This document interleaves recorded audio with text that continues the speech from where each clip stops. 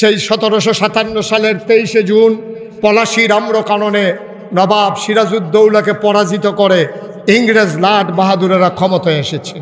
1947 সালের 14ই আগস্ট এই ভারতীয় উপমহাদেশে ইংরেজরা বিদায় হয়ে দেশটাকে দুইটা ভাগ করে দিয়ে গেছে। একটা হলো পাকিস্তান আর একটা হলো হিন্দুস্তান। পাকিস্তান আবার দুই ভাগ করা হয়েছে, এই পশ্চিম পাকিস্তান, পূর্ব পাকিস্তান। পশ্চিম পাকিস্তানের মানুষগুলো ক্ষমতা লিপ্সু, ওরা আমাদেরকে ন্যায্য অধিকার দেয় নাই, তারা আমাদেরকে এই শোষণ করেছে শাসনের নামে।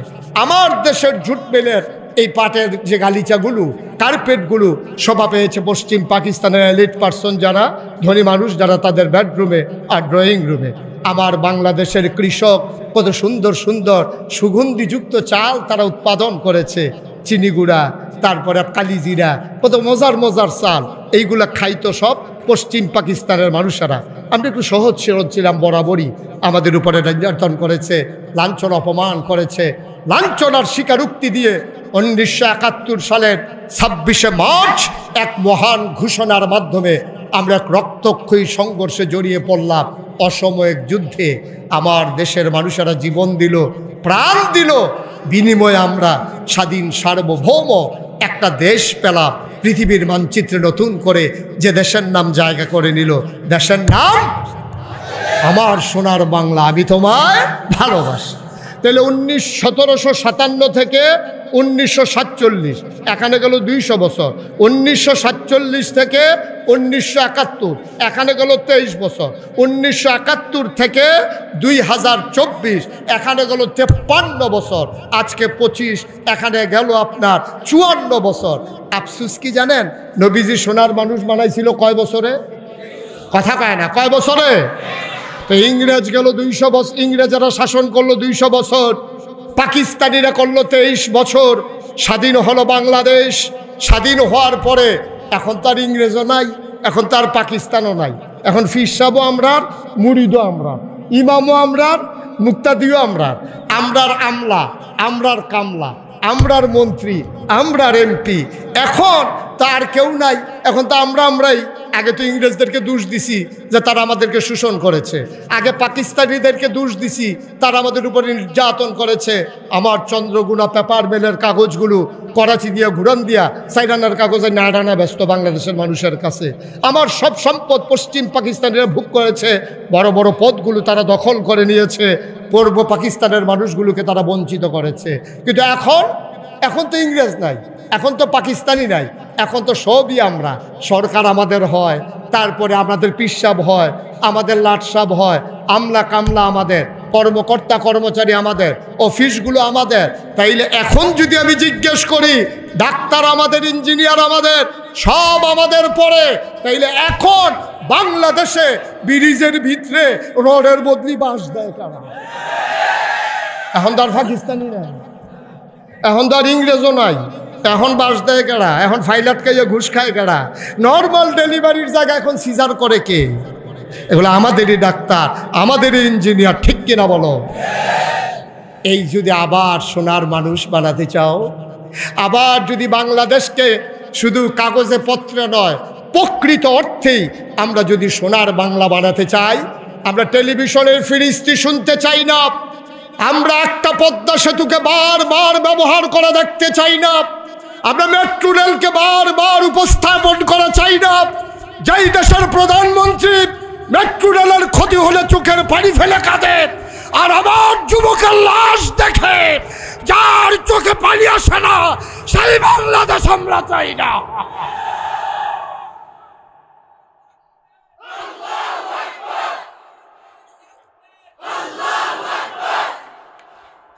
সবাই পড়ে না আমিন। তাহলে নবীজি সোনার মানুষ বানাইছিল কয় বছরে? আমরা পারলাম না 54 বছরে। কারণটা কি? কারণ হইল নবীজি সোনার মানুষ বানাইছিল কোরআন দিয়া, আর আমরা সোনার মানুষ বানাইতে চাই কোরআনকে ঝেঁটিয়ে পিটিয়ে বিদায় করে দিয়া, ঠিক কিনা? তো হয় নাই, কোনোদিনও হবে না। যদি আবার সোনার মানুষ বানাতে চাও, তাইলে কোরআনের যদি তোমরা অনুকরণ করো, তাহলেই হবে সোনার মানুষ, যা মানুষকে অন্ধকার রাতেও গুনাহ করতে দেয় না, কারণ তার বিশ্বাস জন্মেছে অন্ধকার রাতে পুলিশ, র্যাব, গোয়েন্দা কেউ দেখুক আর না দেখুক, একজন দেখেন, তিনি কে? কথা কয় না, তিনি কে? আল্লাহর ভয় অন্তরে যখন জায়গা হয় তখনই মানুষ সোনার মানুষ হয়, ঠিক কিনা বলো? মঈন খান এমনি এমনি হয় নাই, এমনি এমনি হয় নাই। তিনি ইচ্ছা করলে বাংলাদেশে অনেকগুলো জায়গা দখল দিয়ে ফেলে পারতেন। যার বাবা মন্ত্রী ছিল, যিনি নিজে বর্তমানে মন্ত্রী, ক্লিন ইমেজ এমনি এমনি রক্ষা হয় না। রক্ষা করার জন্য কলিজার ভিতরে আল্লাহর ভয় লাগে, ঠিক কিনা? শুধু দুদককে ভয় পাইয়া কোনো মানুষ পারফেক্ট মানুষ হবে না, গোয়েন্দাকে ভয় পেয়ে কোনো মানুষ পারফেক্ট মানুষ হবে না। ভালো মানুষ যদি বানাতে চাও তাহলে কলিজার ভিতরে আল্লাহর ভয় ঢুকিয়ে দাও, কারণ সে বিশ্বাস করবে র্যাব, পুলিশ, গোয়েন্দা কেউ দেখুক আর না দেখুক, রাতের আধারেও যদি আমি চুরি করি, আমি যদি ডাকাতি করি, মানুষের সম্পদে যদি আমি লুণ্ঠন করি, কেউ দেখুক আর না দেখুক, একজন দেখেন, তিনি কে? আবার আপনাদেরকে একটা চিকন কথা কই, হ্যাঁ? আচ্ছা, কিয়ামতের ময়দানে বিচার করবে আমাদের মন্ত্রী সাহেব, নাগাইশের পীর সাহেব, আমাদের আলমগীর হোসেন সাহেব। তাহলে কিয়ামতের ময়দানে বিচার করবে কে? যে আল্লাহ বিচার করবে তিনি লা তাখুযুহু সিনাতু ওয়ালা নাওম, তিনি ঘুমান না, তিনি ঝিমান না। তিনি আপনি পানির নিচে ডুব দিয়ে এক ঢুক পানি খেয়ে ফেললে রমজান মাসে তিনি দেখেন, আপনি রাতের আধারে যখন চুরি করে তখন তিনি দেখেন, তাইলে ফাইল আটকাইয়া ঘুষ খেলে উনি দেখে না, কথা না দেখে না। তাই ভয় যদি থাকতো তাহলে তো আমার দেশের মানুষ তো এই কারবার করতে পারতো। আমরা শুধু শুনলাম কি গল্প শুনলাম, আমি সর্বহারা, আমি সব শেষ, আমার কেউ নাই। আমরা তো মনে করছি ঠিক আছে, ওনার বোধ আসলেও কিচ্ছু নাই। উমা কয়েকদিন আগে শুনলাম শুধু রূপপুর বিদ্যুৎ কেন্দ্র থেকে তিনি 56,000 কোটি টাকা এই পরিবার চুরি করেছে, ঠিক কিনা বলে? এই চুরির ধাক্কা বাংলাদেশ থেকে উনি পলায়ন, আবার এই ধাক্কা কিন্তু সবার উপরে লাগে। তসবির দানা যখন সিরা যায় তখন বাহির আর রাহন যায় না। তসবি সিরা গেলে যেমন একটা একটা ফোরতে থাকে, এই বাংলা পৃথিবীর নিয়ম, সভ্যতাও এমনই। যখন সরকারের বদল হলো, এই ধাক্কা গিয়া লাগলো ব্রিটেনে, ওনার ভাগ্নির উপরে সহ আঘাত আইসা বললো, ঠিক কিনা? আজব পৃথিবী, আমরা বুঝি না ভাইয়া, আমরা বুঝি না বলে আমাদের এই দুর্দশা। শিক্ষা নিতে হবে এখান থেকে। বাংলাদেশের সরকার বদলের ধাক্কা, আরও যে কত ধাক্কা আইতে আছে, যেহেতু অগ্রিম কইয়া লাভ নাই, আইলে তো আপনারা ওটার ফেলবেন কেন, যদি আমি আর কইয়া লাভ কি? হ্যাঁ, কষ্ট হচ্ছে আপনাদের? কথা কেনা কষ্ট হচ্ছে? বাইক ছেড়ে দেওয়া দরকার। তো নবী যখন দাওয়াত দিল, মানুষ হয়ে গেল 2 ভাগ। কয় ভাগ? বা কথা কয় না দেখি, কয় ভাগ? একদল আল্লাহওয়ালা, আরেক দল শয়তানওয়ালা। একদল ফেরেশতার চাইতে উত্তম, আরেক দল জানোয়ারের চাইতে খারাপ। একদল জান্নাতি, আরেক দল জাহান্নামী। তাইলে আমরা জানলাম জান্নাতি কারা? আবু বকর, ওমর, উসমান, আলী, তালহা, জুবায়ের, আব্দুর রহমান ইবনে আউফ, সাদ ইবনে রাবিয়া। সুবহানাল্লাহ বলবেন না? ওরা জান্নাতি, ওরা খবর পেয়ে গেছে রাদিয়াল্লাহু আনহুম ওয়া রাদু আনহু। তাদের ব্যাপারে আল্লাহ খুশি, আল্লাহর ব্যাপারে তারা খুশি। সুবহানাল্লাহ বলবেন না? তাহলে এই প্যান্ডেলে আমরা যারা আছি, মঞ্চের সামনে বসা দাঁড়ানো এবং মহিলা প্যান্ডেলে আমার মায়েরা বোনেরা যারা আছি, আমরা কি এই আবু জেহেলের বংশধর নাকি আবু বকরের বংশধর? আমাদের দেহের ভিতরে আবু বকর, উমর, উসমান, আলীর রক্ত। মনে রাখবো, যুব সমাজকে মাঝে মাঝে ডাইভার্ট করা যায়, তাদেরকে নানানভাবে আজকে তাদেরকে পথ ভ্রান্ত করা যায়। মনে রাখবো, সময় কখনো যদি যুবককে বদলে দেয়, রক্ত কখনো বেইমানি করে না। এই দেহে আবু বকর, উমরের রক্ত, ঠিক কিনা বলো? মুসলমানের রক্ত কখনো ইসলামের সাথে বেইমানি করে না। আমাদের গায়ের ভিতরে সেই মুসলমানের রক্ত। আমিন বলবেন না? তো মানুষ না কয় প্রকার? আমার কথা কয় না দেখি? একদল আল্লাহওয়ালা, আরেক দল শয়তানওয়ালা। আমরা কি শয়তানওয়ালা না আল্লাহওয়ালা? তাহলে আমরা যদি আবু বকরের বংশধর হই, তো ওই জমানে তো আবু জেহেলও ছিল। তাহলে আবু জেহেলের বংশধর কেডা, এটি একটু খুঁজা বার করা দরকার আছে। এটি পলেশ কেডা এটি নামটি জানার দরকার আছে। আমরা এখানে তো আমরা সবাই আবু বকরের বংশধর, উমরের বংশধর। আমরা সবাই কি শয়তানওয়ালা না আল্লাহওয়ালা? আমার কথা কয় না দেখি, শয়তানওয়ালা না আল্লাহওয়ালা? তাহলে শয়তানওয়ালাগুলো কারা? আবু জেহেল, আবু লাহাব, উতবা, সাইবা, তাদের বংশধর কারা? জানার দরকার আছে নাকি নাই? কয়েকদিন আগে একটা পাওয়া গেছে ঢাকা ইউনিভার্সিটিতে। ঢাকা ইউনিভার্সিটির এক প্রফেসর হাতে হঠাৎ করে একদিন কইয়া বলছে কি, কয় যেই সব, খুব খেয়াল করেন শিখন কথা, কয় যেই সব মেয়েরা পর্দা করে, বুরকা পরে, হিজাব লাগায়, নাকাব পরে, এইসব মেয়ের ইউনিভার্সিটিতে পড়ার দরকার নাই, তারা কোনো একটা মহিলা মাদ্রাসাত ভর্তি হইয়া লাগব, এটাই ভালো হইব, হ্যাঁ ইউনিভার্সিটি তারা আসার দরকার নেই। আপনারা কি এটা মানেন? মানেন? মনে করেন এই হুজুরের একটা মেয়ে খুব মেধাবী, তো সেই ইউনিভার্সিটিতে চান্স পাইছে, পর্দা করে, এই জন্য কি সে পড়তে পারবে না? আমার কথা কেনা পড়তে পারবে না? এখন তো সেই লোকটা এই কথা বলে ফেলছে যে পড়তে পারবে না। সেমিনারের নামে হল রুমের ভিতরে শত মানুষের সামনে শুধু এই ঘোষণা দিয়ে দিছে যে পর্দা করলে, হিজাব পরলে, নাকাব পরলে ঢাকা ইউনিভার্সিটিতে পড়ার দরকার নাই। আমি বলেছি তুমি কোন দেশে বৈশা কথা বলো, তোমার বোধহয় আন্দাজ নাই। এই দেশটার নাম বাংলাদেশ, ঠিক কিনা বলো? এই দেশে শতকরা 92 জন লোক মুসলমান। এই দেশে সবাই আসার নামাজ পড়ে দুরুদ পড়তে পড়তে ঘুমোতে যায়। এই দেশে ডেংটির বদলে লুঙ্গি পরিয়েছে হক্কানি পীর মাশায়েখ আর আলেম ওলামারা। এই দেশে হরারামের জায়গায় কলমা পড়িয়েছে হক্কানি পীর মাশায়েখেরা। টিকির বদলে টুপি পরা শিখিয়েছে, হরারামের জায়গায় কলমা পড়তে শিখিয়েছে। যেই দেশের মানুষগুলো শ্রীর জায়গায় মোহাম্মদ লিখতে শিখেছে, এশার নামাজ পড়ে দুরুদ পড়তে পড়তে ঘুমোতে যায়, ওরা যারা ওই আপনার এশা ফজরের আজান শুনলে আবার ঘুম ভাঙে। যেই দেশের ইউনিভার্সিটি হয়েছে ঢাকা ইউনিভার্সিটি মুসলমানের জমিনের উপরে, তাদের বেতন হয় ভিসি থেকে শুরু করে চতুর্থ শ্রেণীর কর্মচারী পর্যন্ত বাংলাদেশের ট্যাক্সেরটা মানুষের ট্যাক্সের টাকায়। সেই দেশে মুসলমানের দেশে তোমরা শতকরা 92 জন লোক মুসলমানের দেশে, তুমি ঢাকা ইউনিভার্সিটিতে শীততাপ নিয়ন্ত্রিত কক্ষে বসে পুলিশ পাহারায় বসে বসে ইসলামের পর্দা, যেই পর্দার বিধান ফরজ করা হয়েছে, তোমার মেয়ে পর্দা করুক আর না করুক, তোমার বউ পর্দা করেন, এটা হলো ভিন্ন কথা, কিন্তু তুমি পর্দার বিরুদ্ধে কথা বলো, বাংলাদেশের জমিনে কত বড় দুঃসাহস তোমার। আমি বলেছি ঢাকা রাজধানীতে শীততাপ নিয়ন্ত্রিত কক্ষে বসে পুলিশ পাহারায় ইসলামের বিরোধিতা করা সহজ, পারলে পলাশের জমিনে এসে বলো পিঠার চামড়া নিয়ে ঢাকা যাওয়া যাবে না।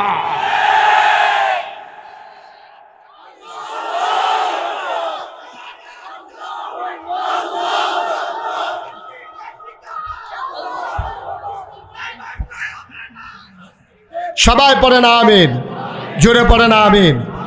তো মানুষ হয়ে গেল কয় প্রকার? একদল আল্লাহওয়ালা, আরেক দল। এই আল্লাহওয়ালা একদল মানুষের মাঝে এমন একজন মানুষের কথা আজকে শোনাবো, যে মানুষটা আল্লাহ রসুল যার ব্যাপারে বলেছেন আনা খাতামুন নাবিয়্যিন লা নাবিয়্যা বাদি, আমি হলাম সর্বশেষ নবী, আমার পরে আর নবী নাই। উমর রে, ওমর, আমার পরে যদি নবী থাকতো তাইলে তুই উমর নবী হইতি। সুবহানাল্লাহ বলবেন না? আজকে আপনাদেরকে সেই উমরের কথা শোনাবো। শুনতে মন চায়?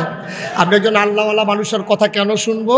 যেন আমরাও যেন তিনি যে কাজ করে আল্লাহওয়ালা হয়েছেন, আমরাও যেন আল্লাহওয়ালা হতে পারি, এই জন্য আজকে তার কথা শুনবো ইনশাআল্লাহ। কি বলে দরকার আছে নাকি নাই? সবাই পড়ে না আমিন। এখন আসুন আমরা উমরের কথা শুনি। যেই উমর, কোন উমর? আবু বকরের যখন ইন্তেকাল হয়, শুনেন, নবীর ইন্তেকালের পরে আবু বকর খলিফা হলেন। আবু বকরের ইন্তেকালের পরে ওমর হয়ে গেলেন ইসলামের দ্বিতীয় খলিফা। উনি যখন খলিফা হলেন, অর্ধেকটা পৃথিবীর প্রেসিডেন্ট ছিলেন হজরত ওমর। 33 লক্ষ বর্গ মাইল স্থলভাগ, জলভাগ সহ আরো বেশি, 33 লক্ষ বর্গ মাইলের প্রেসিডেন্ট ছিলেন হজরত উমর। এই উমর রাদিয়াল্লাহু তাআলা আনহু তিনি যখন ইসলামের দ্বিতীয় খলিফা হলেন, গোটা পৃথিবীতে একটা কথা ছড়িয়ে পড়ল যে রাষ্ট্র যদি দেখতে চাও মদিনায় গিয়া দেখে আসো। রাষ্ট্র কারে কয়? সেখানে একটা কুকুর পর্যন্ত না খেয়ে মারা যায়। সুবহানাল্লাহ বলবেন না? কেন এটা এমন হইলো? এটা হওয়ার পেছনে কারণ হলো উমর ঘোষণা দিছিলেন, ওনারে যখন খলিফা বানাইতে গেছে উনি সবার কাছে কাঁদলেন, করজোরে বললেন, ভাইয়েরা আমার এই দায়িত্বটা দিও না, কারণ এই কিয়ামতের ময়দানে একটা কুকুর যদি আমার আমলে না খেয়ে মারা যায় ফুরাত নদীর তীরে, আমি সেই দিন কি জবাব দেব? আমার এই ক্ষমতার দরকার নাই, আমি উমর এমনিই থাকতে চাই। সবাই মিলে বসিয়ে দিল উমরকে। গোটা পৃথিবীতে ছড়িয়ে পড়ল যে এই দেশটা এমন একটা দেশ, দরজা খুলে মানুষ ঘুমায়, যেখানে চুরি হয় না, নারী কানে দুল, নাকে ফুল, গলায় মালা, হাতে বালা, স্বর্ণ মুদ্রা নিয়া একাকি হেঁটে যায় দুধু মরু প্রান্তর দিয়ে, কোনো মানুষ চোখ তুলে তাকানোর সাহস করে না। বাঘ মহিষ একে ঘাটে পানি খায়। এই দেশের নাম মদিনা, রাষ্ট্রনায়কের নাম উমর। এখন মনে করেন এই পলাশ এলাকা, পলাশ যে একটা উপজেলা, এই পলাশটা বাংলাদেশের ভিতরে একটা ব্যতিক্রম। এখানে দরজা খুললে মানুষ এই দোকান খুললে রেখে মসজিদও যায়, আইয়া দেখে যে কেউ ধরছে না। এই দেশের ভিতরে জানালা খুললে, দরজা খুললে মানুষ ঘুমায়, দেখে যে জানালা দিয়ে হাত দিয়া কেউ মোবাইল চুরি করছে না। এই কথাটা পলাশের ভিতরে যদি সব ঘরে ঘরে এমন হয়ে যায়, তো কথাটা তো আর পলাশে সীমাবদ্ধ থাকবে না, এটা তো কুমিল্লা যাবে, নারায়ণগঞ্জ যাবে, সিলেট যাবে। তো শুনলে তারা খুব আরে বেড়া আমরা ফকটও মোবাইল লইয়া আরতাম পারি না, হাত দিয়া লইয়া যাই। আর হ্যাঁ জানালার কাছে রাহে চুরি হয় না, দরজা খুললা ঘুমায়। দোকানদার বেড়া সামনে দিয়ে নেট লাগাইছি যেন হাত দিয়া লজেন চুরি না করতে পারে। আর তোরা দোকান খুললা যাই চুরি হয় না, জায়গাটা দেখার দরকার আছে। পলাশ অনেক মানুষ দেখতে আসবে যদি এরকম মডেল করানো যায়। তো উমরের যখন পুরো পৃথিবীতে এমন হয়ে গেল, সরে গেল কথা, তখন বাহিরের দেশ থেকে কাফের আইসে মদিনায়। আইসা এক লোক পাইছে সহজ সরল, পাইয়া ভাই তোমাদের যে প্রেসিডেন্ট উনি কই? আমরা কোনো প্রেসিডেন্ট নাই। কই তৈলে কি প্রধানমন্ত্রী? কই এটাও নাই। তৈলে রাজা? কাউ এটি তো ফইলে নাই। কইলে তোমরা দেশটা চালায় কারা? কো তো এটা কইবা না, আমাদের যে দেশ চালায় উনি প্রধানমন্ত্রীও না, প্রেসিডেন্টও না, রাজাও না, বাদশাও না, উনি হইলেন আমাদের খাদেম। সুবহানাল্লাহ বলবেন না? উনি আমাদের খাদেম। ও আচ্ছা বুঝলাম, তোমাদের খাদেম। কহ কই তো উনি ওনার যে রাজপ্রাসাদ, ওনার যে গণভবন, যেটার ভিতরে রাজাস ফালে, তারপরে গিয়া কৈতর ফালে, তারপরে গিয়া শীতল মাছ ফালে, যে ওই ওই ওই ঘরটা কোনটা? ওই যে যেটা গণভবন, যেটার ভিতরে প্রধান থাহে, তোমরা উমরে যে থাহে, এই যে বিশাল ওষা কইরা সেদিকে ফিরা চাওয়ানো যায় না, লগে লগে অ্যারেস্ট, সেই ঘরটা কোনটা? উমরে মদিনার লোক কয় ভাই কি কইতে আছেন বুঝতেছি না। কয় আরে উমর যে ঘুমায় এই ঘরটা কোনটা? মদিনার মুসলমান আঙ্গুল দিয়া দেখাই দিল, মাটির ওয়াল করা, খেজুর পাতার ছাউনি দেওয়া একটা ঘর। সুবহানাল্লাহ বলবেন না? আর আস্তে কোন সুবহানাল্লাহ। মাটির ওয়াল করা, খেজুর পাতার ছাউনি দেওয়া একটা ঘর। এখন বিদেশি মেহমান কয় এর ভিতরে উমর ঘুমায়? কহ তার স্পেশাল ফোর্স, সিকিউরিটি গার্ড, যারা এই বাংলাদেশে বিশেষ নিরাপত্তা বেষ্টিত এই প্রধানমন্ত্রীর মন্ত্রীর এমপিরে যারা রাহে, তার স্পেশাল ফোর্স কই? কোন স্পেশাল ফোর্স? কয় যারা উমরে পাহারা দেয়।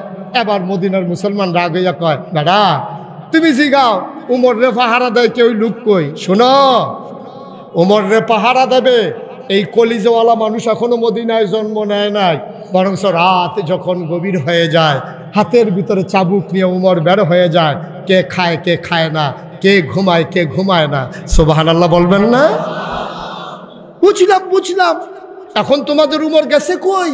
কয় আমাদের উমর কই গেছে, আমি একটু আগে দেখছি পাহাড়ের দিকে গেছে। সুবহানাল্লাহ বলবেন না? বানানো কোনো গল্প নয়, মুখরোচক কোনো ইতিহাস নয়, সত্যিকার কথা শুনে যাও। লোকটাকে বলল যে উমর কই গেছে, ওই মদিনার মুসলমান আঙ্গুল দিয়ে দেখাই দিছে, ওই যে দেখছি পাহাড়ের দিকে গেছে। আবার বিদেশি মেহমান ওই যে খ্রিস্টান, সে হাঁটতে হাঁটতে পাহাড়ের দিকে গিয়া দেখে একটা খেজুর গাছের নিচে মরুভূমির বালির উপরে অর্ধেকটা দেহ ছায়া, অর্ধেকটা দেহের ভিতরে রোদ, মাথার নিচে দুইটা হাত দিয়া নখ ডাইক্কা ঘুমাইতে আছে। সুবহানাল্লাহ বলবেন না? গিয়া দেখে একটা বাঘ। কি কথা কয় না কি? একটা বাঘ ওই ঘুমন্ত মানুষটার মাথার কাছে বৈশা বৈশা লেজ দিয়া ওর মুখের উপর থেকে মশার মাছি তাড়াইতেছে। বিদেশি মেহমান চমকে উঠলেন, থমকে দাঁড়ালেন। তিনি আশ্চর্যান্বিত হয়ে গেলেন। এক কদম আগায়, দুই কদম ফিচ্ছায়, মনে মনে করে বোধ হয় এবার ফালা বাঘ আমারে ফাইলে দৌড়ান যে দিব, এটা তো একটা সত্য, কোনো সন্দেহ নাই। তারপরে ফিসের দিকে আডে আর সামনের দিকে আডে, আর ফিসে চায় রাস্তাটা ক্লিয়ার আছে। এভাবে যখন আগাইতেছে, বাঘটা বোধহয় বুঝছে যে মানুষটা বোধহয় ঘুমন্ত মানুষের সাথে দেখা করতে চায়। বাঘটা আস্তে করে লেজ গুটিয়ে চলে গেছে সামনের দিকে। ঘুমন্ত মানুষটা গিয়া দাঁড়াইছে, ওই ঘুমন্ত মানুষটার পাশে গিয়া দাঁড়াইছে বিদেশি মেহমান। দাঁড়ানোর সাথে সাথে ওই ঘুমন্ত মানুষের ঘুমে গেছে। তিনি উঠে বসলেন, পানিগুলো ঝাললেন, জিজ্ঞেস করলেন ভাই তুমি তো এই দেশের নাগরিক না? এই দেশের নাগরিক মোটামুটি আমি সব চিনি, তোমার বাড়ি কই? আমি পার্শ্ববর্তী দেশে। কই কেন আসছো? কই অর্ধ পৃথিবীর প্রেসিডেন্ট, আমিরুল মুমিনিন, খলিফাতুল মুসলিমিন, জান্নাতের সুসংবাদ প্রাপ্ত দ্বিতীয় মানুষ, তার একটু দেখতে আসছিলাম। আপনি কি বলতে পারবেন উনি কই? ওই মাটির উপর থেকে উঠা ঘুমন্ত মানুষটা যিনি জেগে উঠলেন, তিনি মুচকি হেসে কয় তুমি যে উমরকে তালাশ করো, আমি সেই উমর। মুসলমান মন দিয়ে শুনো রে ভাই, আমি সেই উমর। বিদেশি মেহমান তিনি ডাক দিয়া কয়, আপনি উমর? কহ আমি উমর। কয় যা দেখলাম। কি দেখলাম? কয় কি দেখলাম? কয় দেখলাম একটা বাঘ আপনার মাথার কাছে বসে বসে লেজ দিয়া মশা মাছি তাড়ায়। এটা কেমনে হয়? বাঘ মানুষের মাথার কাছে বসে আছে, এটা কেমনে হয়? ওমর ডাক দেয়া কয়, মাল্লাহুল মাওলা ফালাহুল কুল। যার জন্য আল্লাহ তার জন্য সব। মানুষগুলো যখন আল্লাহওয়ালা হয়ে যায়, আল্লাহ ছাড়া কলিজায় যখন আর কারো ভয় থাকে না, ইয়া আইয়ুহান নাবী ইত্তাকিল্লাহ ওয়ালা তুতিল কাফিরিনা ওয়াল মুনাফিকিন। কুরআনুল কারীমে 21 পারায় সর্বশেষ সূরা, সূরা আহজাব, 9টা রুকু, 73টা আয়াত। ওই কোরআনের ওই সূরার শুরুতে আল্লাহ কয়, ইয়া আইয়ুহান নাবী, হে নবী, ইত্তাকিল্লাহ, আপনি ডরাবেন শুধুমাত্র কেবলমাত্র আমার আল্লাহকে। ওয়ালা তুতিল কাফিরিনা ওয়াল মুনাফিকিন, কাফের মুনাফিককে কখনো অনুকরণ করবেন না। বলেন সুবহানাল্লাহ। ওমর ডাক দেয়া কয়, আমি আল্লাহর হয়ে গেছি, আল্লাহর সমস্ত মাখলুকাত আমার হয়ে গেছে। আমি বাক্যে বলি নাই আমি যে বাঘ এসে আমাকে পাহারা দাও, আমি বাক্যে বলি নাই। কিন্তু আল্লাহ মানুষ ছাড়া যা কিছু আছে সব সৃষ্টি করেছেন মানুষের কল্যাণে। বাঘটা দেখেছে আমি ঘুমাইতে পারতেছিলাম না, এবার বাঘ এসে আমারে মশামাছি তাড়াই দিছে। কয় কেমনে, কি কারণ, আপনি কেন ঘুমাইতে পারলেন না? মজার ঘটনা সেখানেই শুরু। বলেন সুবহানাল্লাহ। বিদেশি মেহমান কয়, আপনি ঘুমাইতে পারলেন না কেন? কারণটা কি? সারা রাত সবাই ঘুমালো, আপনি কেন ঘুমালেন না? এবার উমর কি কয় সেটাই আমার মূল কথা। দেখো আল্লাহর ভয় কারে কয়। উমর কয়, ভাই আমি আসার নামাজ পড়ে একটু শুইছিলাম, আরাম করে হঠাৎ করে চিনচিন ব্যথা শুরু হয়ে গেল। আরে সবগুলো মানুষ জানি খাইছে কিনা, সবাই জানি ঘুমাইছে কিনা, কারো কোনো সমস্যা আছে কিনা, এটা মনে হওয়ার পরে আমি চামড়ার চাবুক নিয়ে ঘুরতে বের হলাম। ঘুরতে ঘুরতে ঘুরতে ঘুরতে চলে গেলাম একবারে অজপাড়া গায়ে, বর্ডার বেল্টে, সীমান্ত এলাকায়। আমি ওখানে যাওয়ার পরে দেখলাম মৃদুমন্দ বাতাস, আকাশে ফকফকা জ্যোৎস্না, একেবারে গা সহ দেখা যায়। আমি মৃদুমন্দ বাতাসে আস্তে করে আপন মনে হাঁটতেছি, হঠাৎ করে শুনলাম দুইটা বাচ্চার কান্নার আওয়াজ। শুনলাম, সুবহানাল্লাহ বলবেন না? আমি যখন বাচ্চার কান্নার আওয়াজ শুনলাম, আওয়াজটা লক্ষ্য করে দিলাম দৌড়। আমি দৌড়ে দৌড়ে দৌড়ে দৌড়ে ওই আওয়াজটা লক্ষ্য করে যখন পৌঁছে গেলাম, গিয়ে দেখলাম সেরা একটা তাঁবু মরু প্রান্তরে, একেবারে বর্ডার বেল্টে, কাছে আর কোনো জনপদ নাই, একটাই মাত্র তাঁবু। আমি গিয়া দেখলাম তাঁবুটা চতুর্দিক দিয়ে ছেঁড়া, মৃদু মৃদু আলো জ্বলতেছে। আমি ওই ছেঁড়া অংশ দিয়া তাকাইয়া দেখলাম ঘরের ভেতরে 3 জন মানুষ, ছোট 2টা বাচ্চা আর একটা মহিলা। বাচ্চাগুলা কান্দে আর কয়, খুব খেয়াল, গভীর মনোযোগ, বাচ্চাগুলা কান্দে আর কয়, আম্মা, ও আম্মা, তুমি বলেছ কাফেরের দেশে খাবার নাই, মুসলমানের দেশে খাবারের অভাব নাই। আম্মা গো, 3 দিন ধরে কিচ্ছু খাই না গো আম্মা। তুমি সকালবেলা মদিনার বর্ডার ক্রস করেছ, তুমি বলেছ এইমাত্র মদিনায় ঢুকলাম, দেখবা খাবারের কোনো অভাব হবে না। ও আম্মা, সকলে ঢুকলাম, সকাল গেল, দুপুর হয়ে গেল, সূর্য হেলে গেল পশ্চিম আকাশে, সন্ধ্যা হলো, সূর্য হারিয়ে গেল, পাখিগুলো আপন নিরে ঘুমিয়ে পড়ল, গরুগুলো গোয়াল ঘরে, বাবারিশ কুকুরগুলো নিরাপদ আশ্রয়ে প্রিয়তম স্বামী প্রিয়তমা স্ত্রীকে নিয়ে ঘুমিয়ে পড়েছে। আম্মা, আম্মা গো, ছোট বাচ্চারা মায়ের বুকে মুখ রেখে ঘুমায়, কেউ জাগলে নাই। মাঝরাত পার হয়ে গেল, কই তোমার ইসলাম, কই তোমার মদিনা, কই তোমার উমর? কেউ তো খবর নিল না। আম্মা, এটার নাম নেই ইসলাম, এটার নাম উমর। তুমি না বললা এখানে খাবারের অভাব নাই? সকাল থেকে মাঝরাত পার করে দিলাম, কেউ তো খাবার দিল না। ওমর সবগুলো কথা কান পেতে শুনলেন। বাচ্চাগুলা পেটের নিচে দুইটা পাথর দিয়ে উপর হয়ে শুয়ে আছে। আর মহিলাটা বাচ্চাগুলার সান্ত্বনা দেওয়ার জন্যে আগুন জেলে একটা পাতিলা বসাইয়া একটু পানি দিয়া 2-3 টুকরা পাথর দিয়া ওই পাথরগুলারে নাড়তেছে, মিথ্যা সান্ত্বনা দিচ্ছে। বাচ্চারা ঘুমিয়ে পড়ো, তোমাদের জন্য খাবার রেডি করতেছি। মনে করছে ঘুমাই গেলে তো সকালের আগে আর বিরক্ত করবে না, এই চিন্তায় ঘুম পাড়াইতে চায়। ওমর দেখলেন কলিজায় মানে না।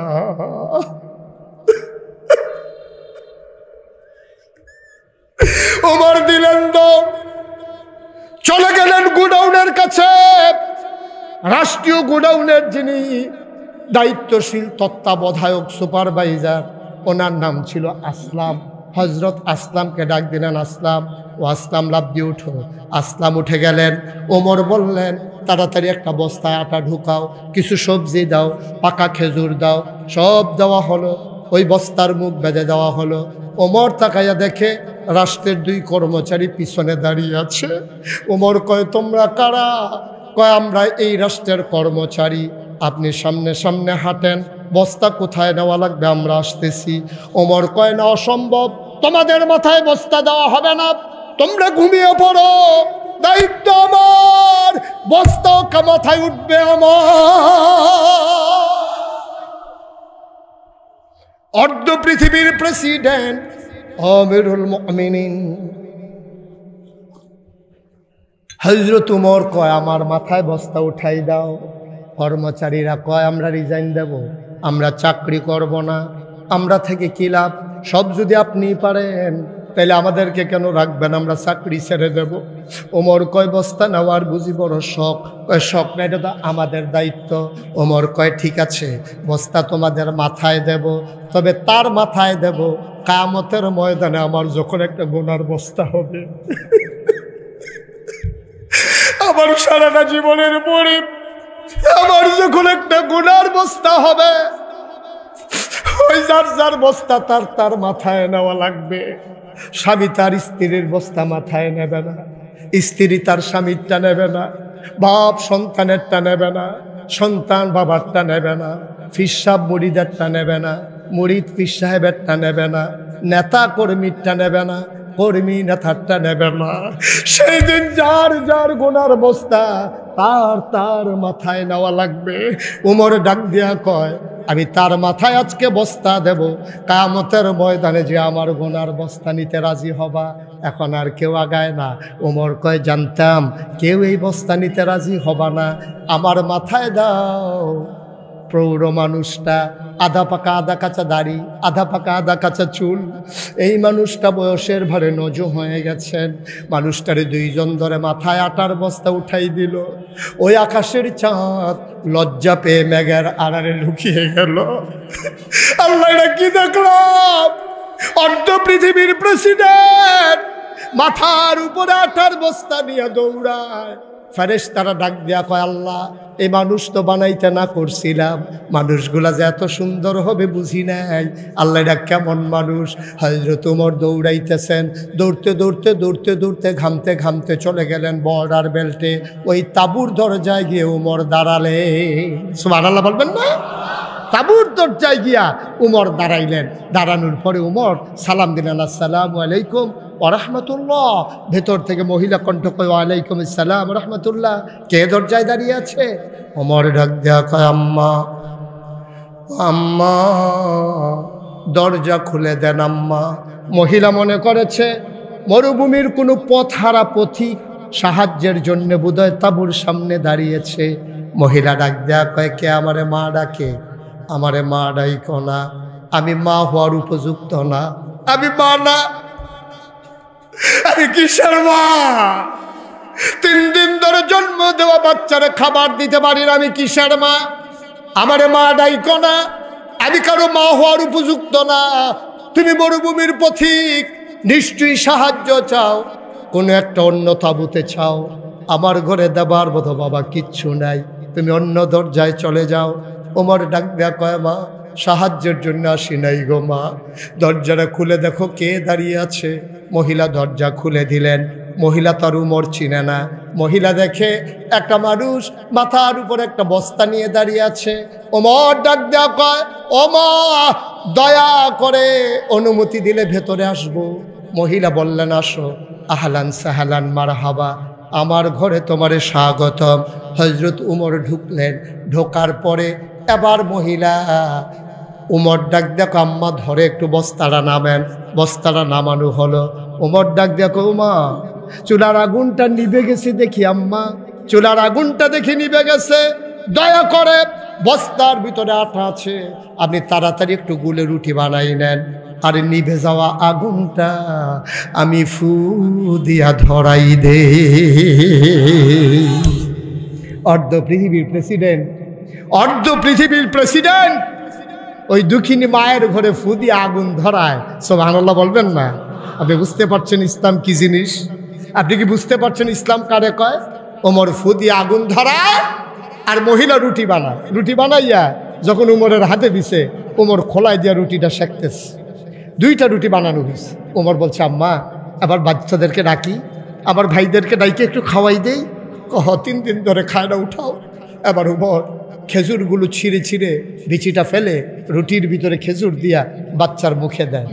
উমর কয়, আমি লোকমা নেই একটা, বাচ্চার মুখ আছে 2টা মুখ এসে আমার হাতের কাছে ভিড় করে। আমি একটা মুখ ধাক্কা দিয়া আরেকটা মুখে খাবার দেই, আরেকটা মুখ ধাক্কা দিয়া আরেকটা মুখে খাবার দেই।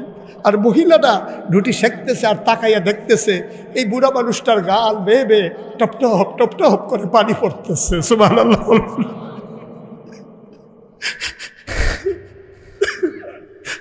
বাচ্চাগুলার মুখে খাবার দেয় আর মানুষটার গাল বেয়ে বেয়ে পানি পড়ে। আবার মহিলা কি কয় মন দিয়ে শোনো। মহিলা তো আর উমর চিনে না। মহিলা ডাক দেয়া কয়, ও বাবা, আমি চিনি না, তুমি কে? তোমার মতো মানুষ থাকতে উমর আবার খলিফা হয় কেমনে? মদিনার মানুষ কি তোমারে চিনে না? তোমার মতো মানুষ থাকতে উমর খলিফা হইল কেমনে? উমরের মন সত্য, উমর খবর নেয় নাই সারাদিন। তুমি তো ঠিকই আসছ, আমি আগামীকাল সকালবেলা বলবো তোমারে বাদ দিয়া যেন উমরকে খলিফা বানায়। উমরের মন শক্ত, উমর খলিফা হওয়ার কোনো যোগ্যতা নাই। উমর আরো কাঁদতেছে, গাল বেবি পানি পড়তেছে। ডাক দেয়া কয়, মা, ও মা, কথা হবে পরে, তুমি একটা রুটি খেয়ে নাও। মহিলা খাইতে চায় না। বাবা, আমি বয়স্কা মহিলা, আমার খিদা যা লাগলো আমি সামলে নেব। বাচ্চাগুলো সকালবেলা আবার কানবে। আবার উমর ডাক দেয়া কয়, মা, ও মা, তুমি চিনো না আমি কে? উমরের সাথে আমার বড় খাতির গো আম্মা। পরিচয় দেয় না। ওই উমরের সাথে আমার বড় খাতির। ও মা, ও মা, আমি যা বলি উমর তাই করে। তুমি খাও, চিন্তার দরকার নাই। আমি যখন এসে পড়েছি, তোমার ঘরে মাসিক রেশন চলে আসবে, খাবার আর দরকার নাই। এবার উমর কানতে কানতে ঘর থেকে বের হয়ে গেলেন। ফজরের নামাজ পড়লেন।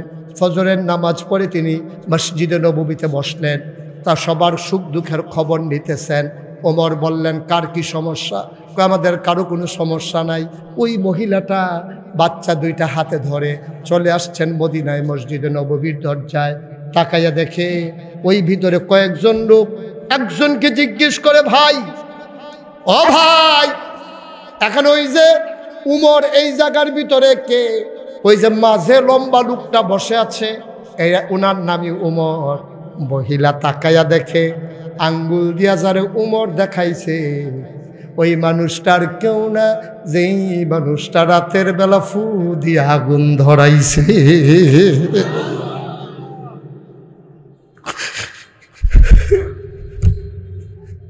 মহিলা সাংঘাতিক ভয় পেলেন। আমি তো এই মানুষটাকে গালাগালি করছি, এই মানুষটাকে বলেছি তার খলিফা হওয়ার কোনো যোগ্যতা নাই, আমি এটা কি করলাম? মহিলা দিলেন দৌড়। মহিলা যখন দৌড় দিলেন, এবার হযরত উমর সামনে দিয়ে গিয়ে দাঁড়ালেন। ওনার নজরে পড়ে গেল। হাত ছড়ায় দাঁড়ায়, আম্মা, আম্মা কই যাও? কয়, বাবা, রাতের বেলা আমি তোমারে গালাগালি করছি। ওমর ডাক দেখো, আম্মা, আমি তো গালি পাও না ছিলাম গো আম্মা, আমি কেন খবর নিতে পারলাম না? তোমার মন চাইলে আরো গালি দাও, মন চাইলে আমার চাবুকটা নিয়ে তুমি আমারে পিটাও। আমি পাঞ্জাবি খুলে দাঁড়াই, তুমি ইচ্ছা মতো আমারে পিটাও, গালি দিতে মন চাইলে আরো গালি দাও। আম্মা তোমার কাছে করো জোরে আমার একটা অনুরোধ আছে গো আম্মা। মহিলা কয় বাবা আমারে জেলে দিও না, আমার বাচ্চাগুলার বাপ নাই, আমারে যদি জেলখানায় দাও তাইলে এই বাচ্চাগুলা যাবে কই?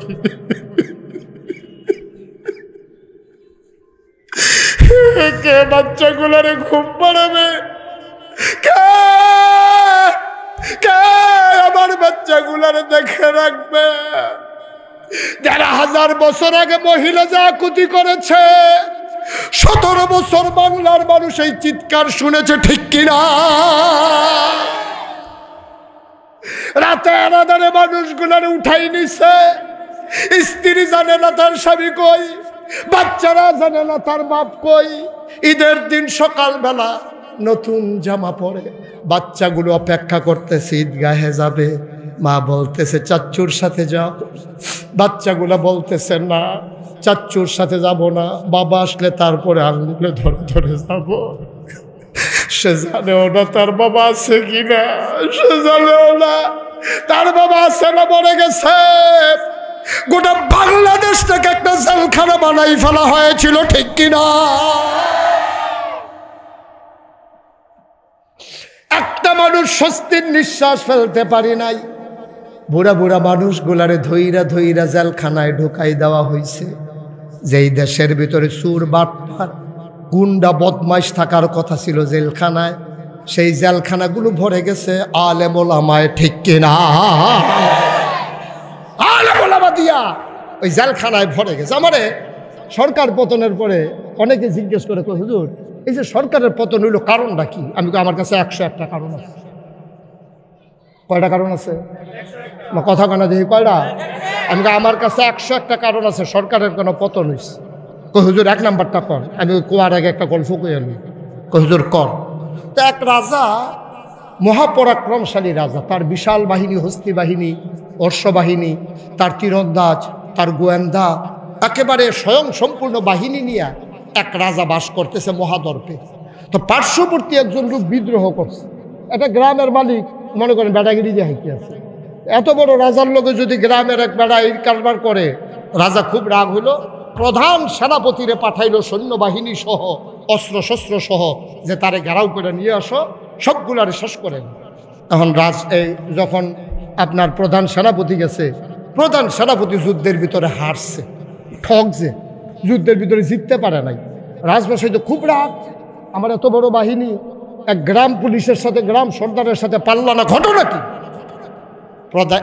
প্রধান যে সেনাপতি উনি কয়, রাজমশাই আমরা হারার পিছনে ১০১টা কারণ আছে। কয়টা কারণ? এই ছেলে ধরে বসো,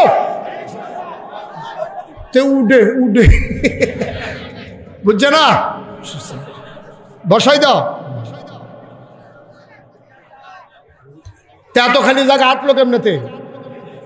তোমরা কই আসলে এতক্ষণ? টান দিয়া ধাফলা দুফলা খুলে লাগবে না তারে?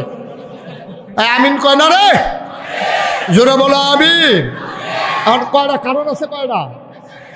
প্রধান সেনাপতি বলতেছে, রাজমশাই আমরা হেরে যাওয়ার পিছনে ১০১টা কারণ আছে। কয় কি কি কারণ বলো? ১ নম্বরটা বলো। ১ নম্বরে কি কারণ বলো? ১ নম্বরে কারণ হইল আমরা সৈন্য ছিলাম বেশি, তো এটার জন্যই তো তোমরা পাঠাইছি। কয় বন্দুকও ছিল, তো কয় সৈন্য আমরা ঘেরাও দিয়ে ফেলছি, ওই গ্রাম ঘেরাও দিয়ে ফেলছি, চতুর্দিক দিয়া বন্দুকও তাক করে ফেলছি। যেই মাত্র গুলি করতে যাব, গিয়া দেখি গত রাতের বৃষ্টিতে গুল্লি ভিজা গেছে। গত রাতের বৃষ্টিতে গুল্লি। তো রাজমশাই তো আর ১০০টা বিচার হইল, তো একটাই তো সারে, তুমি আর ১০১ কারণ পাও কি না? গুল্লি ভিজা গেছে, তো তোমরা জিতবা কেমনে? তোমরা তো মাইর খাইবে। তা আমার অনেকে জিগায়, কয় সরকার যে পতন হইল তারা কত আট ঘাট মাঠ বাইন্দা লইছে, কিউনু, ওসি, ভ্যাব, গোয়েন্দা, আমলা, কামলা, সব জায়গায় নিজস্ব লোক বসাইয়া চিন্তা করছে কোনোভাবে বোধহয় আর আমরার পতন হইতো না। ওই লোকের না, আমি কই ১০১টা কারণ আছে। কয়টা? কথা কয় না, কয়টা? তো ১ নম্বর কারণটা কই দেখবেন, আর বাহিনী শোনার জন্য রুচি থাকতো না। ১ নম্বর কারণটা বলে ফেলবো। আমার যখন জিজ্ঞেস 1 নাম্বার কারণ কি, আমি কই 1 নাম্বার কারণ হইল সবার ডাক তো আল্লাহ শুনে না। এই 1 নাম্বার গত সরকারের পতনের 1 নাম্বার কারণ হইল যেই জেলখানায় থাকার কথা ছিল চুর, বাটপার, গুন্ডা, বদমাশ, ছিনতাইকারী, রাহাজানি, এই মানুষগুলো, আর সেই বাংলাদেশে শতকরা 92 জন লোক মুসলমানের দেশে তোমরা যখন জেলখানাগুলো ভরে দিয়েছ আলেম ওলামা দিয়া, বয়োবৃদ্ধ মানুষগুলা দিয়া, আমি সেই দিনই বুঝেছি এই সরকারের আর সময় নাই। ঠিক কি না বলো? 1 নাম্বার কারণ আল্লাহর নবী বলেছেন লা হাজাবা বাইনাহু ওয়া বাইনাল্লাহ, যার উপরে জুলুম করা হয় তারে কয় মাজলুম। মাজলুমের মাঝে আল্লাহর মাঝে কোনো পর্দা নাই। মাজলুম যখন আল্লাহ বলে ডাক দেয়, সন্তান হারা সন্তান যখন আল্লাহ বলে ডাক দেয়, স্বামী হারা সন্তান যখন আল্লাহ বলে ডাক দেয়, পুত্র হারা সন্তান যখন আল্লাহ বলে ডাক দেয়, ওই ডাক আল্লাহ ফিরাই দেন না। ঠিক কিনা বলো? ওই ডাক আল্লাহ সহ্য করেন না। আল্লাহ তাবারক ওয়া তাআলা ওই ডাক ফিরাই দেন না বলেই ওই 1 নাম্বার কারণে পতন হয়েছে। তোমরা কম করেছো, তোমরা কম করেছো। এই মঞ্চ থেকে তোমাদের বিরুদ্ধে কথা গেলে তোমরা উলামায়ে কেরামদেরকে সামনের থেকে মাইক কেড়ে নিয়ে বেজ্জতি করে নামিয়ে দিয়েছো। তোমরা জোবার মসজিদের ইমাম সাহেবকে তোমাদের কথার লগে বলছে না, হেবারাই বিলে সুদের বিরুদ্ধে ওয়াজ করছে, হেতে গেছে গেছে ইত্যা সুদখোর সভাপতি সুদ খায়। এখন সুদের বিরুদ্ধে ওয়াজ করনে সভাপতি ফোন করে জানাই দিয়েছে বৃহস্পতিবারে, ইমাম সাহেব সামনের শুক্রবার আর আওয়ানের দরকার নাই, আমরা ইমাম চাই আলাইছি। তুমি সুদখোর, তো সুদ খাইলে তো তোমার বিরুদ্ধে কথা যাইবই। তুমি ঘুষখোর, ঘুষের বিরুদ্ধে ওয়াজ করলে তো তোমার বিরুদ্ধে যাবেই। তুমি এই জন্য ইমামের চাকরি খেয়ে ফেলেছো। তোমরা কম করছো। মসজিদের মিম্বার থেকে ইমামগুলোকে নামিয়ে দিয়েছো। তোমরা মাহফিলের মঞ্চ থেকে আলেমদের সামনে থেকে মাইক কেড়ে নিয়েছো। আমি বলেছি এই দেশ তোমাদের বাবার বাড়ি, আর আমরা মামার বাড়িতে বেড়াইতে এসেছি, বিষয়টা এমন না। তোমাদের জনবাড়ি, আমাদেরও বাড়ি, বাধা আসবে তো লড়াই হবে। ঠিক কিনা বলো? সমানে সমান আর ছেড়ে দেওয়া হবে না। বাংলার মানুষ অনেক অত্যাচার সয়েছে, আবার বাধা আসবে তো লড়াই হবে। কোনো স্বৈরাচার এই দেশের ভিতরে জায়গা পাবে না, এটাই ফাইনাল ডিসিশন। ঠিক কিনা? কয়দিন ফরে ফরে বিলে খালি আইয়া পড়তে আস। আরে বারে এত সোজা, ডুহন যত সোজা, মারুন কি এত সোজা?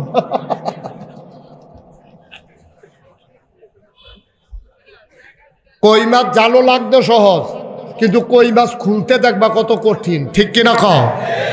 কেউ গলার যদি কই মাছ আটকাইতো তাহলে বুঝতে হইল কই মাছ কি জিনিস। এটা না যায় ভূমিকরণ, না যায় গিল। ঠিক কিনা খাও? এত কিছু করার পরে তুমি পট করে আইসা পড়বা, সট করে আইসা পড়বা। আর বাংলার মানুষ তারা না কইছে, কয় তারা মানুষগুলো রাজপথ নষ্ট করবে, আর আমরা কি বসে বসে আঙ্গুল চুষবো? তো তোমরা 17টা বছর নির্যাতন করার পরে চট করে আইসা পড়বা, আর বাংলার মানুষ বই বই আঙ্গুল চুষবে। খুব সাবধান, আমাদেরকে সজাগ থাকতে হবে, আমাদেরকে মনোযোগের সাথে খেয়াল রাখতে হবে। এই দেশের ভিতরে আর বাংলার মানুষ কোন স্বৈরাচার দেখতে চায় না। ঠিক কিনা বলো? কেউ রাজা হবে, কেউ প্রজা হবে, এই দেশ আর হবে না। এখন আমরা সবাই সমানে সমান, সবাই মিলেমিশে আমার দেশের ভিতরে আমরা থাকবো ইনশাআল্লাহ। এই দেশ কাগজে পত্রে নয়, প্রকৃত অর্থেই আমরা সোনার বাংলা বানাবো। ঠিক কিনা বলো? কষ্ট হচ্ছে আপনাদের? ছেড়ে দেওয়া দরকার। আমি স্যারকে অনেকক্ষণ বসিয়ে রেখেছি। এতক্ষণ বসে থাকার মতো ধৈর্য শরীর এটা হওয়ার কথা না, যদিও কারণ বয়স হয়েছে তো ইচ্ছে করলে অনেকক্ষণ বসা যায় না। আমারও ডাক্তারে কইছে যে হুজুর 2 ঘন্টা বইয়া থাকলে এরপরে 10 মিনিট আইটা লইয়া, না হইলে রক্ত জৈমা জিজ্ঞাই। তো স্যারে তো অনেকক্ষণ বসে রয়েছে। স্যারকে অসংখ্য ধন্যবাদ। আমরা প্রাউড ফিল করছি পলাশবাসী যে থ্যাংক ইউ, থ্যাংক ইউ। আমরা প্রাউড ফিল করছি যে স্যার জনতার কাতারে বসে বসে জনতার পালস বুঝতে চেষ্টা করতেছেন। এগুলোই হচ্ছে জননেতা। মারহাবা বলবেন না? এটাই হচ্ছে জননেতা, জনগণের পালস বুঝতে চায়।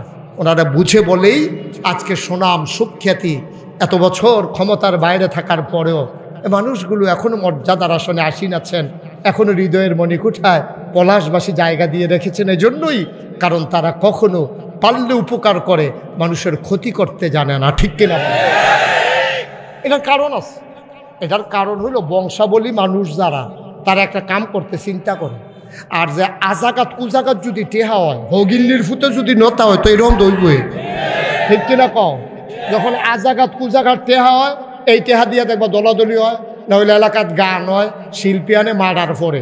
কারণ আজাকাত কুজাকাত টেহা হয়েছে, তো হেতো তো মানুষের মর্যাদা বুঝে না। আর যখন বালা জায়গার টেহা হয়, মসজিদ হয়, মাদ্রাসা হয়, কালভার্ট হয়, পুল হয়, ঠিক কিনা বলো? বিধবা মায়ের কন্যার বিয়ে হয়, অসুস্থ মানুষের চিকিৎসা হয়। এখন প্রশ্ন আবার সেই জায়গায় যাওয়া লাগবে। হযরত ওমর মাঝ রাতে ঘুরে ঘুরে ওই ঘরে গিয়া যখন আপনার আটা নিয়ে চলে গেলেন, রুটি বানাইয়া খাওয়াইলেন। এবার আপনি যদি কোন যে হুজুর, উমরের তো ক্ষমতা ছিল, বড় দেশ ছিল, ওনার এইরকম জিনিসপত্র ছিল, তা আমরা পলাশের তারা আমরা কি করবো? আমরা কি এত কিছু আছে? আমি এত কিছু দরকার নাই। তো আপনার ফাস্ট ফুড ছেলে সৌদি আরব থাকে, এই 3 বছর হয়েছে এতান্ডি, এই 3 বছরের ভিতরে 3 বার আইছে, 3 ফাঁসা 15টা কম্বল। এতান্ডি প্রত্যেক বছর 5টা করে কম্বল লইয়া 15টা কম্বল হয়েছে। আপনার জামাই বউ ছাড়া ঘরও কেউ নাই। আপনি একটা কম্বল গাও দিয়া বাহি 14টার দিকে চাইয়া চাইয়া, টেম্পার নাই রে, গাও দিয়া যাইতাম পারতাম না। আপনি যখন বুঝ জ্বালাইছেন গাও দিয়া যাইতেন পারতেন না, তো 14টা কম্বল এখনো স্টিলের আলমারির উপরে স্ট্যাক দিয়ে রাখছেন কেন? আপনি রাতের 12টার সময় বের হয়ে যেতে পারেন না? আপনার স্ত্রীকে নিয়ে আপনার এলাকায় কোন মহিলাটা ভিক্ষা করে, কার ছেলে মেয়ে নাই, কত কষ্টে রাত কাটায়, আপনি চিনেন না তারে? আপনি আপনার স্ত্রীকে নিয়ে রিক্সাটা নিয়ে ওই মহিলার বাড়িতে চলে যান, একটা কম্বল দরজা আপনার স্ত্রী দিয়ে ডাক দিয়া একটা কম্বল ভিতরে দিয়া বইলেন যে দোয়া কইরো, জান্নাত পাওয়ার জন্য মক্কা মদিনা যাওয়া লাগে না।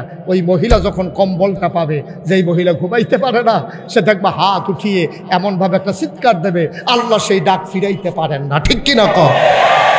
তোমার আমি কইছি না যে উমরের মতো করো, তোমার যে দূর ক্ষমতা সে দূর করো।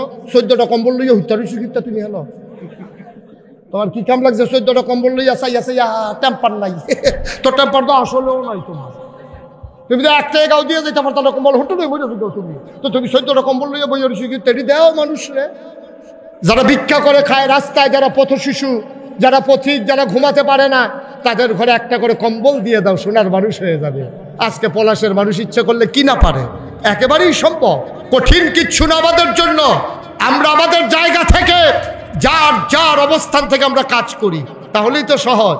বাংলাদেশের মানুষ দেখাই দিছে না, এই 5ই আগস্টের পরে, 5ই আগস্টের পরে বাংলাদেশের মানুষ প্রমাণ করে দিয়েছে কেমন করে শান্তি রক্ষা করা লাগে, কেমন করে সম্প্রীতি রক্ষা করা লাগে।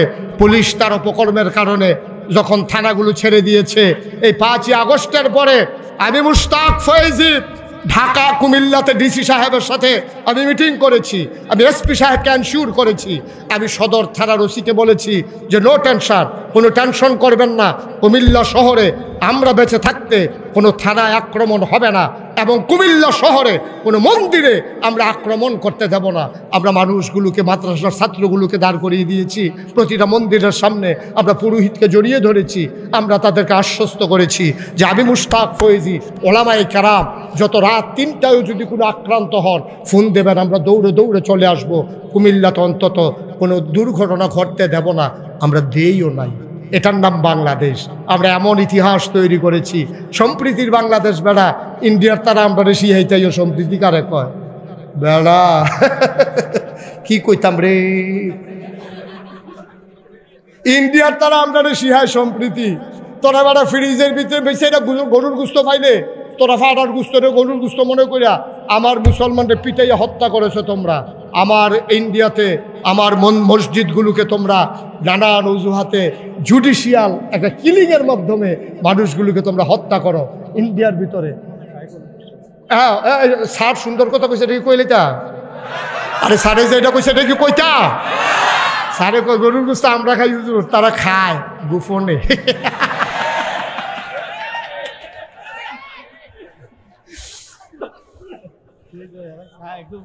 না কারণ আছে তো, তারে তারে বোয়ান, তারে 2 টুকরো গরুর গুস্ত দেওয়া হইব, বোয়ান তারে।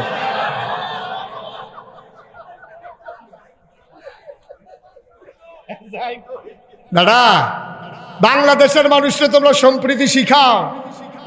আমরা কোনোদিনও এই বাংলাদেশে কিন্তু হিন্দুর গায়ে হাত দেওয়া আমরা জীবনও প্রশ্রয় দেই নাই, ঠিক কিনা বলো? বাংলাদেশের ওলামায়ে কেরাম মন্দিরগুলো পাহারা দেয়, শুনলে অবাক হবা। আমার বাড়ি কুমিল্লায়, নাসিরনগর, ব্রাহ্মণবাড়িয়া নাসিরনগরে আমরা খেয়াল করে দেখলাম, স্যার তো নিশ্চয়ই খেয়াল করেছেন, সোশ্যাল মিডিয়াতে এসেছে, ইলেকট্রনিক্স মিডিয়া, প্রিন্ট মিডিয়া, সব জায়গায় এসেছে। নাসিরনগরে হিন্দু মন্দিরে বারবার আগুন ধরিয়ে দেওয়া হয় কালীবাড়িতে। আমার ওই এলাকায় কিছু ভক্ত মুরিদ আছে, আমি দ্রুত সফর করলাম ওই এলাকায়, যে এত বছর ধরে, শত বছরের ইতিহাস, তারা হিন্দুরা হিন্দুর ধর্ম করে, আমরা ধর্ম করি, তারা কে আগুন লাগাই দিল? আমি কি আমার মুরিদরা রেজি গেলাম, ও এই হিন্দু বাইতে আগুন লাগায় কাটা, কতদূরে তো আমরারও টেনশন, কে লাগাইতে আছে? আমরা ইয়া পুলিশে বিচারে, পুলিশ মনে করে যে আমরা লাগাইছি। তো আমি ধরন যায় না, ধরছি তো হুজুর। আমি কেমন ধরছ?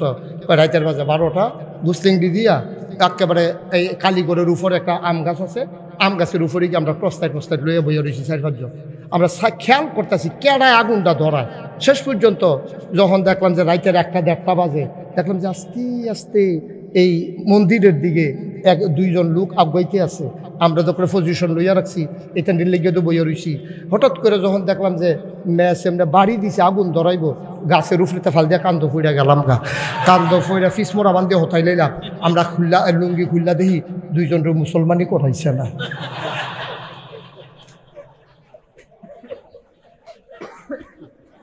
তাহলে এটা কি মুসলমান না হিন্দু?